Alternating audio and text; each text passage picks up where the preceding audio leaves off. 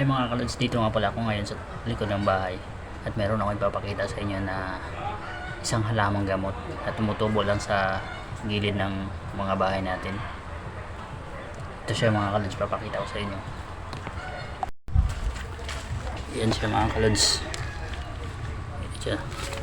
Ang halaman po yan ay tinatawag nating pansit-pansitan.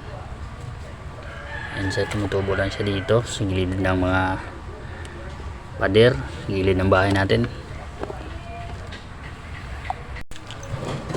Ito mga kalods, ang kumuha ko, papakita ko sa inyo ang pansit-pansitan. Alamin po mga kalods na marami itong benepisyo sa ating katawan. Maaaring makakatulong sa inyo itong mga kalods. Halimbawa, namamagaan yung mga mata, namamagaan yung lalamunan, lanat, tumusipon, arthritis, gout, high blood. At alam nyo guys na nakakatulong din ito sa pagpababa ng ating cancer cells, pananakit ng ulo, mga sugat, mga paso.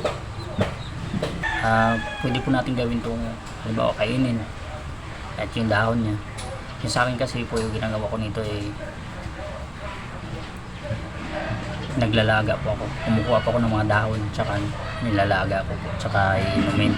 Kikita lang ito guys dito sa mga tumutubo sa mga gilid ng bahay. At kung nakatulong po sa inyo ang video ito, maaari po ba makahingi ng isang react o comment man lang sa inyo. At sana guys nakatulong sa inyo. Kaya maraming salamat guys sa panonood.